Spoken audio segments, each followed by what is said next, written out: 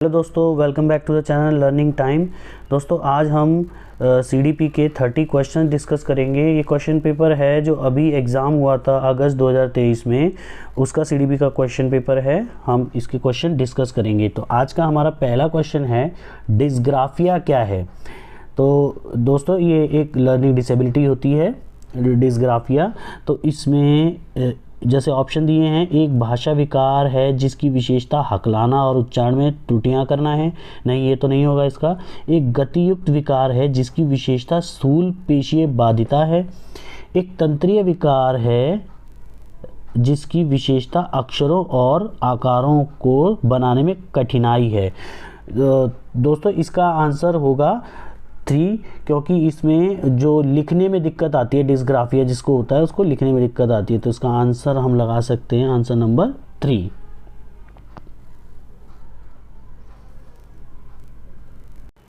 Second question है, प्रतिभावान बच्चों को शिक्षित करने का उपागम जो उन्हें असामान्य रूप से तीव्र गति से पाठ्यचर्या के माध्यम से आगे बढ़ाता है, क्या कहलाता है। दोस्तों इसमें बोला जा रहा है कि जो प्रतिभावान बच्चे हैं, जो बहुत ज़्यादा टैलेंटेड बच्चे हैं, उनको अगर हमें पढ़ाना शिक्षित करना है तो एक ऐसी अप्रोच का यूज़ करना है जिनको असामान्य रूप से तीव्र गति से पाठ्यचर्या के माध्यम से आगे बढ़ाता है। यानी कि करिकुलम का यूज़ करके हमें बहुत तेज़ी से उन्हें आगे बढ़ाना है।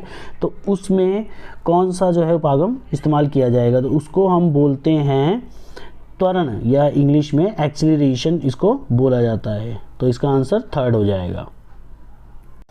थर्ड क्वेश्चन है, शिक्षक जो समावेशी कक्षाओं की दिशा में काम कर रहे हैं उन्हें चाहिए कि वे, दोस्तों इसमें जो समावेशी कक्षाओं में काम कर रहे हैं जो शिक्षक, उन्हें क्या करना चाहिए, कौन कौन से ऑप्शन में होने चाहिए। तो पहला है पाठ्यचर्या में अनुकूलन करें। हाँ बिल्कुल ठीक है। ये विविध दृष्टिकोणों को शामिल करें। हाँ, अलग अलग पर्सपेक्टिव्स का यूज़ करना चाहिए।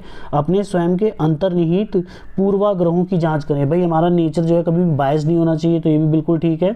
विविधता को एक बाधा के रूप में देखें, ये ऑप्शन गलत है। यानी कि 4th, विविधता को एक बाधा के रूप में नहीं देखना चाहिए। तो दोस्तों इसका आंसर होगा 1, 2, 3, यानी तीनों ऑप्शन जिसमें आ रहे हों, तो ये होगा हमारा ऑप्शन नंबर 1, 2, 3, यानी कि सेकंड। इसका आंसर हो जाएगा सेकंड, ये सेकंड हो जाएगा हमारा। 4th क्वेश्चन है, शैशवावस्था में समाजीकरण की डैश संस्थाएं प्रमुख रूप से महत्वपूर्ण हैं, जबकि प्रारंभिक बाल्यावस्था में समाजीकरण की डैश संस्थाएं भी महत्वपूर्ण हो जाती हैं। तो दोस्तों इसके अंदर हमसे पूछा जा रहा है कि जो शैशवावस्था के टाइम पे समाजीकरण, जो सोशलाइजेशन होता है बच्चों का, तब कौन सी संस्थाएं जो है इनके लिए महत्वपूर्ण होती हैं, और बाल्यावस्था के टाइम पे यानी प्रारंभिक बाल्यावस्था के टाइम पर कौन सी संस्थाएं सोशलाइजेशन के लिए महत्वपूर्ण होती हैं। तो दोस्तों इसमें जो हम इसकी शैशवावस्था की बात करते हैं, तो इसमें सबसे पहले तो प्राथमिक हो जाएगा, प्राथमिक संस्थाएं महत्वपूर्ण होती हैं। और जब हम बात करते हैं प्रारंभिक बाल्यावस्था की, तो उसमें माध्यमिक संस्थाएं जो है समाजीकरण के लिए महत्वपूर्ण हो जाती हैं। तो इसका ऑप्शन हो जाएगा 2। 5th क्वेश्चन है, लेव वाइगोत्स्की के अनुसार सामाजिक कारक भाषा विकास को प्रभावित करते हैं परंतु संज्ञानात्मक विकास को नहीं। संज्ञानात्मक विकास भाषा विकास को सुगम बनाता है। भाषा विकास और संज्ञानात्मक विकास एक दूसरे से स्वतंत्र रूप से विकसित होते हैं। भाषा विकास संज्ञानात्मक विकास को सुगम बनाता है। तो दोस्तों इसमें जो लेव वाइगोत्स्की हैं, इसका ऑप्शन जो है 4 ठीक होगा, क्योंकि जब भाषा विकास जब बढ़ती है, जब भाषा बढ़ती है बच्चों की, तभी उनका कॉग्निटिव डेवलपमेंट यानी कि संज्ञानात्मक विकास भी बढ़ता है। तो इसका ऑप्शन नंबर जो होगा 4th वो करेक्ट होगा। 6वां क्वेश्चन है, लॉरेंस कोहलबर्ग के नैतिक तर्क के किस स्तर पर बच्चे आमतौर पर मानते हैं कि लोगों को समाज की अपेक्षाओं पर खरा उतरना चाहिए और अच्छे तरीके से व्यवहार करना चाहिए। तो दोस्तों लॉरेंस कोहलबर्ग ने नैतिक तर्क की कुछ अवस्थाएं दी थी, और इसमें ना जो बच्चा जब ये मानने लगता है कि लोगों को समाज की अपेक्षाओं पर खरा उतरना चाहिए और अच्छे तरीके से व्यवहार करना चाहिए, तो ये जो नैतिक तर्क की जो अवस्था होती है वो सबसे उच्च स्तर की अवस्था आ जाती है। तो इसमें हमारा ऑप्शन जो है पारंपरिक स्तर, इसका पारंपरिक स्तर का जो ऑप्शन नंबर 3 है वो करेक्ट होगा, क्योंकि बच्चा इसी स्तर पर मानता है कि सब कुछ अच्छे तरीके से होना चाहिए, लोगों को एकदम स्वीकृत तरीके से व्यवहार करना चाहिए। तो आंसर नंबर 3 इसका करेक्ट होगा। 7वां क्वेश्चन है, निम्नलिखित कथनों को पढ़िए तथा सही विकल्प का चयन कीजिए। यानी कथन 1 है, शिक्षकों और साथियों जैसे अधिक जानकार अन्य लोगों के साथ बातचीत शिक्षार्थियों को उनकी समझ और कौशल विकसित करने में मदद करने के लिए आवश्यक समर्थन और मार्गदर्शन प्रदान कर सकती है। तो कथन ये दिया गया है कि जो बच्चे होते हैं अगर वो शिक्षकों या ऐसे साथियों जो अधिक जानकार हैं उनसे अगर बातचीत करेंगे तो उनकी समझ कौशल विकसित होगा। तो इसका जो कारण दिया हुआ है, सामाजिक संपर्क सीखने और विकास का एक प्रमुख घटक है। तो इसका ऑप्शन जो बताया है, कारक जो बताया है इसका बिल्कुल सही बताया है। तो इसका मतलब हमारा कथन भी ठीक है और कारण भी ठीक है। तो इसका ऑप्शन नंबर 2 जो होगा वो करेक्ट होगा। 8वां क्वेश्चन है, अधिगम के लिए आकलन का मुख्य लक्ष्य क्या है। अगर अधिगम के लिए आकलन अगर हमें किया जाए तो उसका मुख्य लक्ष्य क्या होगा दोस्तों। तो इसमें बताया गया पहला ऑप्शन, उन विद्यार्थियों की पहचान करना जिन्हें धीमे सीखने वालों के रूप में वर्गीकृत किया जा सकता है। दूसरा, विद्यार्थियों के प्रदर्शन का मूल्यांकन करना और ग्रेड देना। तीसरा है, विद्यार्थियों को प्रतिपुष्टि प्रदान करना जिसका उपयोग उनके अधिगम में सुधार के लिए किया जा सकता है। और चौथा है, विद्यार्थियों के प्रदर्शन की तुलना एक मानक या तय पैमाने से करना। तो दोस्तों इसमें जो है अधिगम के लिए आकलन, उसमें ऑप्शन नंबर 3 जो दिया गया है हमें, विद्यार्थियों को प्रतिपुष्टि प्रदान करना जिसका उपयोग उनके अधिगम में सुधार के लिए किया जा सकता है। तो उनको फीडबैक देना ताकि उनका जो है अधिगम सुधरे, इसलिए अधिगम के लिए आकलन किया जाता है। तो ऑप्शन नंबर 3 इज करेक्ट। 9वां क्वेश्चन है, किस आयु में बच्चे शब्दों के खेल में शामिल हो सकते हैं और ऐसे चुटकुलों और पहेलियों को पसंद कर सकते हैं जिन्हें शब्दों का खेल शामिल हो। तो दोस्तों इसमें बोला गया है कि भाई शब्दों के खेल में शामिल हो सकते हैं, ऐसे चुटकुले और पहेलियों को पसंद कर सकते हैं जिनमें शब्दों का खेल शामिल हो। यानी भाई शब्दों का खेल शामिल होना चाहिए। तो ऐसे कौन सी उम्र के बच्चे हो सकते हैं? 12 वर्ष, 1 वर्ष, 3 वर्ष, 7 वर्ष। तो दोस्तों मैं एक टीचर हूँ, मैं स्कूल में पढ़ाता हूँ, ये पर्सनल मेरा एक्सपीरियंस है कि जो 7 वर्ष के बच्चे होते हैं, यानी 7 वर्ष का बच्चा 3rd क्लास में आता है, तो 3rd क्लास के बच्चे जो होते हैं वो शब्दों के खेल में ज़्यादा एक्सपर्ट होते हैं और उन्हें बहुत एंजॉय करते हैं। तो इसका ऑप्शन नंबर 4 करेक्ट होगा। 10वां क्वेश्चन है, कैरल गिलिगन ने कोहलबर्ग के नैतिक विकास के सिद्धांत की आलोचना की है। वही कैरल गिलिगन है, उन्होंने कोहलबर्ग के नैतिक विकास के सिद्धांत की आलोचना की है। तो आलोचना जो है इनमें से कौन सी है वो बतानी है। तो पहला ऑप्शन है, सामाजिक संज्ञानात्मक दृष्टिकोण से की है, नारीवादी दृष्टिकोण से, आनुवांशिक कारकों को पर्याप्त महत्व न देने पर, केस अध्ययन को अनुसंधान पद्धति के रूप में उपयोग के लिए। तो दोस्तों इसमें जो है नारीवादी दृष्टिकोण के लिए उन्होंने उनका आलोचना की है। तो इसका मतलब ऑप्शन नंबर 2 इज करेक्ट। 11वां क्वेश्चन है, जीन पियाजे के अनुसार पूर्व संक्रियात्मक चिंतन की मुख्य विशेषताओं में से एक डैश है जो किसी स्थिति के एक पहलू पर ध्यान केंद्रित करने और दूसरों की उपेक्षा करने की प्रवृत्ति को संदर्भित करता है। दोस्तों इसमें क्या हुआ है कि जीन पियाजे की जो संज्ञानात्मक की जो अवस्थाएं दी थी, जैसे पूर्व संक्रियात्मक चिंतन की जो अवस्था दी है, इसमें बोला गया है कि जो बच्चा है वो किसी एक चीज़ पर तो ध्यान केंद्रित कर लेता है पर उसके दूसरे पक्ष पर ध्यान नहीं दे पाता है। तो इसको क्या कहेंगे? इसको कहेंगे केंद्रीकरण, यानी सेंट्रेशन। यानी ऑप्शन नंबर 2 होगा, यानी कि उसका ध्यान सिर्फ एक ही चीज़ पर केंद्रित रहता है और किसी चीज़ पर दूसरे पक्ष पर जाता ही नहीं है। 12वां क्वेश्चन है, प्रारंभिक बाल्यावस्था में वृद्धि डैश और सोच डैश है, जबकि मध्य बाल्यावस्था में वृद्धि डैश और सोच डैश है। तो दोस्तों इसमें जो प्रारंभिक बाल्यावस्था में जो वृद्धि होती है वो स्थिर होती है और सोच जो होती है कुछ हद तक आत्म केंद्रित, यानी कि अपने आप में ही सीमित रहती है। और जबकि मध्य बाल्यावस्था में वृद्धि होती है वो थोड़ी धीमी हो जाती है, मध्य बाल्यावस्था में वृद्धि धीमी हो जाएगी और सोच जो होगी उनकी तार्किक, थोड़ी सी लॉजिकली सोचने लग जाते हैं बच्चे। तो ऐसा जो है ऑप्शन नंबर 2 में ही हमें दिखाई देता है। 13वां क्वेश्चन है, निम्नलिखित में से कौन सा स्थूल गतिक कौशल है। स्थूल गतिक यानी कि ग्रॉस, थोड़ा सा जिसमें ब्रॉडर बच्चों की गतिक कौशल होते हैं, तो इसमें से कौन सा होगा। एक तो बुनाई, बुनाई में तो बहुत ज़्यादा सूक्ष्म आ जाता है, छोटी छोटी चीज़ें पर ध्यान देना पड़ता है, तो इसीलिए ये तो नहीं होगा स्थूल वाला। तैरना, एक कागज़ पर वृत्त को रूपरेखा के अनुसार काटना, एक कागज़ पर एक बड़े आयत को रूपरेखा के अनुसार काटना है। जो आयत पर जो वृत्त वगैरह काट रहे हैं, इसमें भी सूक्ष्म गतिक कौशल काम करेंगे। और बुनाई में भी जो तैरना होता है वो होता है स्थूल गतिक, थोड़ा ग्रॉस आ जाता है, उसमें बहुत सारे हमारे बॉडी पार्ट्स काम करते हैं। तो इसका मतलब इसका ऑप्शन नंबर 2 करेक्ट होगा।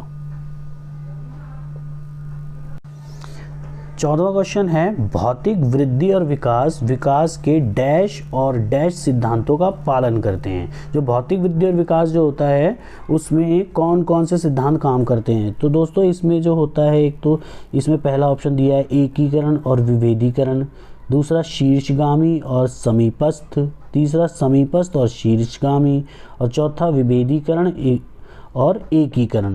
तो दोस्तों इसके अंदर जो सिद्धांत काम करता है भौतिक वृद्धि और विकास में, वो होता है हमारा शीर्षगामी, यानी सर से विकास पैर तक जाता है। और एक समीपस्थ जो होता है प्रॉक्सिमो डिस्टल, वो हमारा आंतरिक से बाहर यानी अंदर से बाहर की ओर विकास होता है। तो भौतिक वृद्धि और विकास के यही 2 सिद्धांत होते हैं। तो ऑप्शन नंबर 2 इज करेक्ट। 15वां क्वेश्चन है, हार्वर्ड गार्डनर के अनुसार एक दर्शन शास्त्री के पास डैश प्रकार की बुद्धि और मूर्तिकार के पास डैश प्रकार की बुद्धि की अधिक मात्रा होती है। तो दोस्तों इसमें हार्वर्ड गार्डनर जो हैं वो कह रहे हैं कि जो एक उन्होंने कई तरह की बुद्धि के प्रकार बताए थे, तो बोल रहे हैं कि दर्शन शास्त्री जो होता है उनके पास किस तरह की बुद्धि होती है और मूर्तिकार के पास किस तरह की बुद्धि होती है। तो दोस्तों इसमें दर्शन शास्त्री जो होंगे वो भाई अपने अंत व्यक्ति इंट्रापर्सनल, उन्होंने जो देखा होता है उसको अपने आप में ही बोलते हुए उसको बताते हैं, तो ये अंत व्यक्ति हो गया। और मूर्तिकार जो होता है जो देखता है उसका ही चित्र मतलब मूर्ति बना देता है। तो इसका मतलब इनका ऑप्शन नंबर 3 करेक्ट होगा। 16वां क्वेश्चन है, अनुभवात्मक अधिगम किस पर बल देता है, यानी कि एक्सपीरियंशियल लर्निंग जो होती है वो किस चीज़ पर बल देती है। बच्चों के अधिगम पर, शिक्षक के नियंत्रण पर, सीखने में पुनर्बलन की भूमिका पर, आलोचनात्मक प्रतिबिंबन के महत्व पर, या चौथा है एक प्रक्रिया के बजाय अधिगम को एक उत्पाद के रूप में देखने पर। तो दोस्तों इसमें जो अनुभवात्मक अधिगम होता है वो आलोचनात्मक प्रतिबिंबन के महत्व पर बल देता है। भाई क्रिटिकल रिफ्लेक्शन, अगर हम अनुभव कर रहे हैं किसी चीज़ को और तब सीख रहे हैं तो उसमें हमारी आलोचनात्मक प्रतिबिंबन होता है, क्रिटिकल रिफ्लेक्शन होता है। तो इसका ऑप्शन नंबर 3 करेक्ट होगा। 17वां क्वेश्चन है, बच्चों में समस्या समाधान कौशल को बढ़ाने के लिए निम्नलिखित में से कौन सा प्रभावी तरीका है। यानी कि बच्चों में भाई हमें समस्या समाधान कौशल को बढ़ाना है, तो इनमें से कौन सा तरीका जो है सबसे अच्छा होगा वो बताना है हमें। पहला ऑप्शन है स्वतंत्र चिंतन को हतोत्साहित करना। भाई हतोत्साहित की बात आ गई तो इस ऑप्शन को पहले ही छोड़ दो। दूसरा है कठिन समस्याओं से बचने के लिए। भाई कठिन समस्याओं से अगर बचेगा तो समस्या समाधान कैसे कर पाएगा। तीसरा है उन्हें समस्याओं का तैयार समाधान उपलब्ध कराना। अगर बच्चों को पहले से ही समाधान उपलब्ध करा देंगे तो समस्या समाधान का कौशल कैसे विकसित होगा। और चौथा ऑप्शन है उन्हें बुद्धि मंथन करने और सहज अनुमान लगाने के अवसर देना। तो इसमें जो ऑप्शन नंबर 4 है, यानी कि उन्हें भाई अवसर देना चाहिए अनुमान लगाने के, और बुद्धि मंथन यानी ब्रेन स्टॉर्मिंग। बुद्धिमंथन ब्रेन स्टॉर्मिंग होता है कि भाई बच्चों को अपने आप में ही कुछ सोचने के लिए, कुछ शब्द अपने आप से ही निकालने के लिए कहना। तो इसका ऑप्शन नंबर 4 जो है वो करेक्ट होगा। आज का हमारा 18वां क्वेश्चन है, निम्नलिखित कथनों को पढ़िए तथा सही विकल्प का चयन कीजिए। तो एक अभिकथन दिया हुआ है, शिक्षकों को सार्थक वातावरण बनाना चाहिए जिसमें सभी बच्चों की सक्रिय भागीदारी और संलग्नता हो। यानी कि टीचर को एक ऐसा एनवायरनमेंट बनाना चाहिए जो एकदम रेलिवेंस हो, यानी कि सार्थक हो, और जिसमें उन सब बच्चों की भागीदारी जरूर हो। और इसका कारण देखते हैं अब हम। सभी बच्चे आंतरिक रूप से सीखने के लिए प्रेरित होते हैं और सीखने में सक्षम होते हैं। तो दोस्तों इसमें दोनों ऑप्शन जो हैं हमारे ठीक लगते हैं, और जो आर जो है कारण, वो अभिकथन का एकदम सही उसको बारे में बताता है। तो इसका मतलब हमारा ऑप्शन नंबर 2 जो कहता है ए और आर दोनों सही हैं तथा आर ए की सही व्याख्या करता है, तो इसका मतलब ऑप्शन नंबर 2 करेक्ट होगा। 19वां क्वेश्चन है, निम्नलिखित में से कौन सी प्रक्रिया अधिगम के दौरान योगदान नहीं देती है। भाई इनमें से कौन सी है जो हम बच्चा अगर सीख रहा है तो कौन सी प्रक्रिया योगदान नहीं देगी। संगठन बिल्कुल देगी, वर्गीकरण ये भी देगी, वैचारिकता ये भी देगी, और गैर प्रासंगिकरण ये नहीं देगी। क्योंकि दोस्तों इसमें जब बच्चा इंग्लिश में दिया डीकंटेक्चुअलाइजेशन, यानी कि जब बच्चा किसी कंटेक्स्ट को, किसी संदर्भ का इस्तेमाल नहीं करेगा तो फिर वो अधिगम कैसे कर पाएगा, किसी चीज़ से जोड़ ही नहीं पाएगा तो वो अधिगम कैसे कर पाएगा। तो इसका मतलब ऑप्शन नंबर 4 जो है वो करेक्ट है। 20वां क्वेश्चन है, निम्नलिखित में से कौन सा एक ऐसे प्रश्न का उदाहरण है जिसमें विद्यार्थियों को अपनी सोच पर विचार करने की आवश्यकता होती है। तो दोस्तों इनमें से ऐसा ऑप्शन बताना है कि ऐसा कौन सा प्रश्न है जो बच्चे जो हैं अपनी ही सोच पर विचार करते हैं, ऐसा कौन सा प्रश्न हो सकता है। तो पहला है, वाक्य में संज्ञा और क्रिया के बीच क्या संबंध है। ये तो नहीं होगा, वो तो बच्चा जो उसने पढ़ा होगा उसी के अकॉर्डिंग बता देगा। क्रिया की परिभाषा क्या है, तो बच्चा जो है क्रिया की परिभाषा बता देगा, इसमें खुद तो वो अपने सोच पर कोई विचार ही नहीं करेगा। आप क्रिया को वर्तमान काल में कैसे बदल सकते हैं, इसमें भी बच्चे ने जो पढ़ा होगा उसके अकॉर्डिंग बता देगा। 4th है, कक्षा की शुरुआत से क्रियाओं के उपयोग के बारे में आपकी समझ कैसे बदली है। तो बच्चा इस क्वेश्चन में जो है अपने आप से सोचकर, अपनी विचार करके तब बताएगा। तो ऑप्शन नंबर 4 जो होगा वो करेक्ट होगा। 21वां क्वेश्चन है, निम्नलिखित में से कौन सा विफलता के लिए आंतरिक आरोपण का एक उदाहरण है। यानी कि इसमें क्वेश्चन ये हमें समझना होगा कि भाई अगर बच्चा फेल हुआ है तो आंतरिक आरोपण यानी कि अपने आप में ही गलती निकाल रहा है बच्चा, उनमें से कौन सा उदाहरण होगा। तो पहला है, मुझे निम्न ग्रेड प्राप्त हुआ क्योंकि शिक्षक कठोर तरीके से आंकते हैं। तो इसमें तो उसने टीचर पर ही आरोप लगा दिया। दूसरा ऑप्शन है, मैं परीक्षा में फेल हो गया क्योंकि मैंने पर्याप्त पढ़ाई नहीं की। तो इसमें बच्चा अपने आप पर आरोप लगा रहा है। और तीसरा है, शिक्षक के पक्षपाती होने के कारण मुझे अच्छे अंक नहीं मिले। इसमें टीचर पर आरोप लगा रहा है, तो ये भी नहीं होगा। मैं परीक्षा में फेल हो गया क्योंकि मेरा दोस्त मेरा ध्यान भटका रहा था। तो यानी कि इसमें दोस्तों पर आरोप लगा दिया। तो इसीलिए ऑप्शन नंबर 2 है, मैं परीक्षा में फेल हो गया क्योंकि मैंने पर्याप्त पढ़ाई नहीं की। तो ऑप्शन नंबर 2 करेक्ट होगा, क्योंकि इसके अंदर बच्चा अपने आप पर ही आरोप लगा रहा है। 22वां क्वेश्चन है, निम्नलिखित कथनों को पढ़िए तथा सही विकल्प का चयन कीजिए। अभिकथन है, बहुत कम उम्र में दुनिया भर में अधिकांश संस्कृतियों में लड़कियां गुड़िया को खिलौने के रूप में चुनती हैं, जबकि लड़के कारों के साथ खेलना पसंद करते हैं। तो भाई कथन ये दिया गया कि लड़कियां जो होती हैं, पूरी दुनिया की संस्कृति में लड़कियां जो होती हैं वो गुड़िया खिलौने के रूप में चुनती हैं, और जो लड़के होते हैं वो कारों के साथ खेलना पसंद करते हैं। अब कारण देखते हैं इसका। बच्चे किसी विशेष संस्कृति की अपेक्षाओं के आधार पर एक लड़के या लड़की के लिए क्या उपयुक्त माना जाता है, इसके बारे में जानकारी व्यवस्थित करते हैं और उसके अनुसार व्यवहार करते हैं। तो दोस्तों इसमें मुझे दोनों ही जो अभिकथन दिया हुआ है वो भी ठीक है और इसका कारण भी ठीक है। तो इसका मतलब इसका जो ऑप्शन नंबर 2 होगा, ए और आर दोनों सही हैं तथा आर ए की सही व्याख्या करता है, ये ऑप्शन ठीक हो गया। नहीं, ऑप्शन नंबर 2 इसका करेक्ट होगा। 23वां क्वेश्चन है, लेव वाइगोत्स्की के अनुसार डैश बच्चों के संकल्पनात्मक योग्यताओं के विकास में महत्वपूर्ण भूमिका निभाता है। तो यानी कि जो लेव वाइगोत्स्की थे उन्होंने बोला था कि कौन सी चीज़ है जो बच्चों के संकल्पनात्मक योग्यताओं के विकास में महत्वपूर्ण भूमिका निभाती है। तो मूर्त पुरस्कार पुरस्कार देने से संकल्पनात्मक योग्यता बढ़ेगी बच्चों की, सहकर्मी सहयोग पीयर कोलैबोरेशन से बढ़ेगी, सामाजिक अलगाव से, या मानकीकृत पाठ्यक्रम से।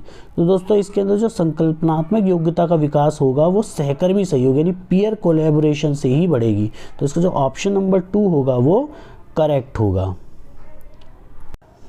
आज का हमारा 24वां क्वेश्चन है, लेव वाइगोत्स्की के सिद्धांत के अनुसार आंतरिक वाक यानी इनर स्पीच, इनमें से कौन सा ऑप्शन है इनर स्पीच का, बच्चों के लिए काल्पनिक दोष के साथ संप्रेषण करने का एक तरीका है, संज्ञानात्मक अपरिपक्वता का एक प्रतीक है, विकासात्मक देरी का संकेत है, या चौथा ऑप्शन है बच्चों के लिए अपनी सोच को नियंत्रित करने का एक तरीका है। तो जो इनर स्पीच होती है वो बच्चों के लिए अपनी सोच को नियंत्रित करने का एक तरीका होता है। तो इसका मतलब ऑप्शन नंबर 4 जो होगा इसका करेक्ट होगा। 25वां क्वेश्चन है, 4 वर्ष की अपर्णा कहती है एक बटन जिंदा है क्योंकि यह उसकी शर्ट को एक साथ बांधने में मदद करता है।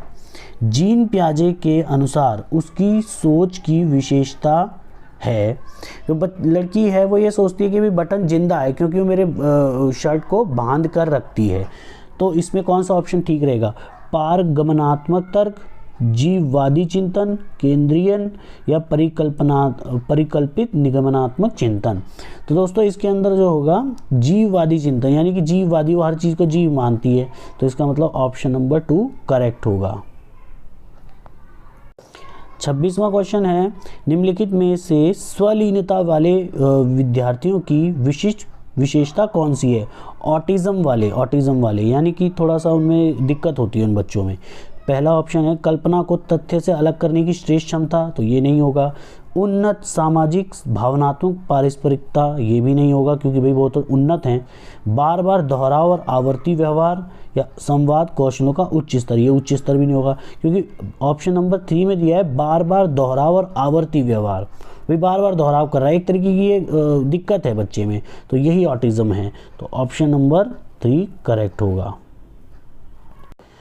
27वां क्वेश्चन है, निम्नलिखित कथनों को पढ़िए तथा सही विकल्प का चयन कीजिए। तो इसमें भी फिर से हमारे पास एक अभिकथन आ गया है, विद्यार्थियों के बीच समालोचनात्मक चिंतन को सुगम बनाने के लिए शिक्षकों को उन्हें विविध परिस्थितियों और विभिन्न दृष्टिकोणों से अवगत कराना चाहिए। भाई कथन ये कहता है कि बच्चों के अंदर अगर हमें क्रिटिकल थिंकिंग यानी समालोचनात्मक चिंतन को अगर सुगम बनाना है तो टीचर को क्या करना होगा, उन्हें विविध परिस्थितियां और विविध दृष्टिकोणों से अवगत कराना होगा।